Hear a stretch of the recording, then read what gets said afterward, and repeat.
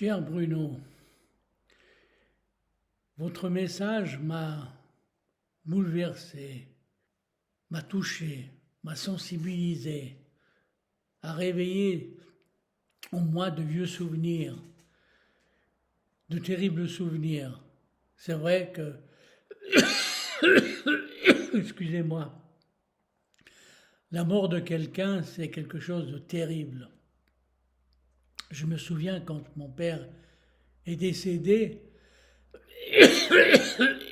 j'ai cru que mon âme allait sortir de mon corps.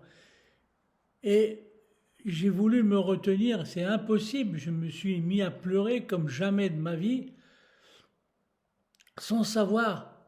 Il y a quelque chose en moi qui m'a forcé. C'était incroyable, c'était un moment.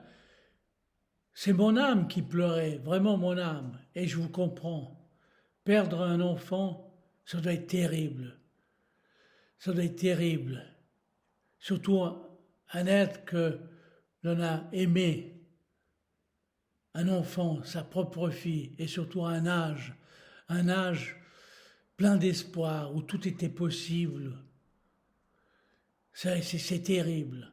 Alors du coup, j'ai pensé ce matin, en me réveillant, parce que j'ai mis du temps, je voulais vous répondre, mais impossible de vous répondre immédiatement, c'était pas possible, vous voyez ce que je veux dire. C'était quelque chose de trop important, très important. Que dire, que faire? C'est difficile, c'est presque impossible à faire ou à dire, car je ne suis ni un prêtre ni un psychologue. Et puis alors, un prêtre, qu'est-ce qu'il peut vous apporter? À part les croyances des autres, de ce qu'il a entendu, de ci, de là. Mais moi, ce que je peux vous apporter, c'est le souvenir de mon grand-père.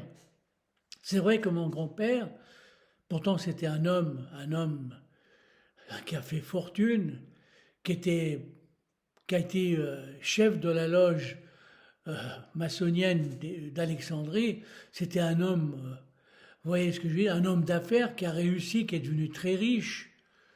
Malheureusement, la fortune, bon bref, ça c'est autre chose. Les enfants en ont fait des choux et des pavés, et des pâtés, excusez-moi. Il savait des choses. Il savait des choses parce qu'à la mort de son fils, de qui il appelait Fifi, c'était Federico, parce que mon grand-père a vécu à Naples. Il adorait Naples, bon bref. Il a, il était tellement attaché à cet enfant, à Fifi, qu'il s'est mis à communiquer en écrivant, Hein. L'écriture automatique, certains disent que c'est que psychiquement c'est très dangereux. Mais il est resté conscient, hein, et pas du tout débile jusqu'à la fin de ses jours. Il a écrit, il a communiqué avec son enfant. Et il a su plein de choses. Son fils lui disait plein de choses. Et chose bizarre, à la fin de ses jours, il a dit à son fils aîné, si je dois renaître, je préfère renaître ignorant. Parce qu'il savait des choses. Mais qu'est-ce qu'il savait? Il n'a pas dit tout, il disait pas tout. C'était un homme aussi secret, mystérieux, qui ne se mettait pas en avant, très secret.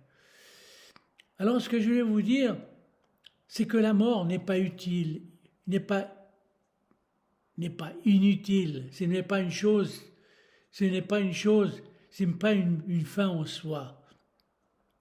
Elle, elle a son secret, sa raison d'être. Et peut-être votre fille, je dirais que, en quelque sorte, elle est toujours vivante quelque part. J'ai fait un film là-dessus qui s'appelait Au-delà du rêve. Et je crois que, bon, malheureusement, il n'a pas eu le succès mérité, bon, bref. Et qui voulait porter un message aux gens leur disant il y a quelque chose après la mort, peut-être quelque chose. Je n'ai pas la certitude, car je peux pas dire.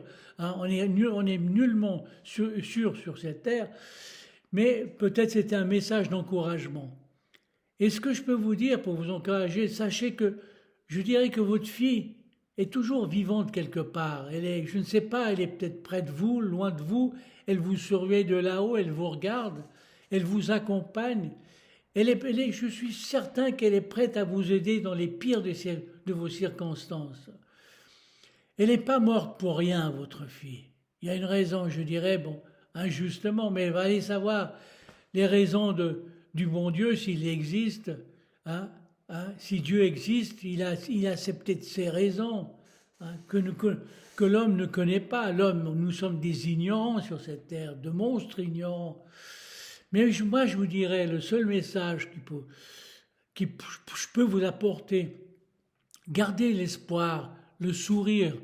Et je sais que la douleur est terrible. Vous allez peut-être continuer à pleurer de temps en temps ou souvent en pensant à elle.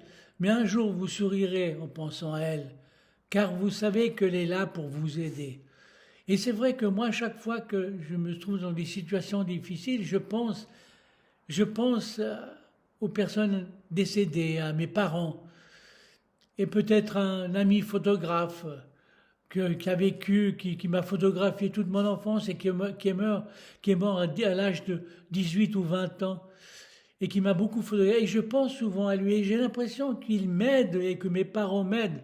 La preuve, c'est que dernièrement, en venant, à cause que nous avons quitté la Russie à cause des événements, eh bien, chose très bizarre, nous avons demandé de l'aide et les deux fois où nous avons demandé de l'aide, c'est par hasard, nous sommes tombés le jour d'anniversaire de mes parents.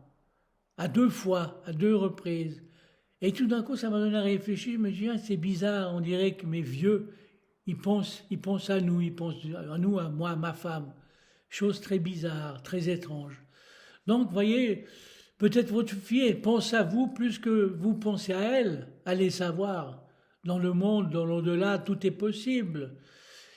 Et c'est pour cela que moi, je vous dirais, je sais que vous allez continuer à pleurer en pensant à elle, mais un jour vous sourirez. Et tâchez de sourire et d'avoir un monstre sourire en pensant à elle, car elle est peut-être quelque part dans l'univers, quelque part, en train de vous regarder, de vous observer, et sûrement de vous aider. Ne perdez pas espoir, Bruno. Rien n'est perdu. Rien n'est perdu. Et moi, je suis persuadé, et je le répète, et je vous le répète, si votre fille vous aimait, si vous aimiez votre fille, elle pensera à vous, hein, je suis certain. Et elle est toujours présente quelque part dans l'univers. Merci de m'avoir écouté.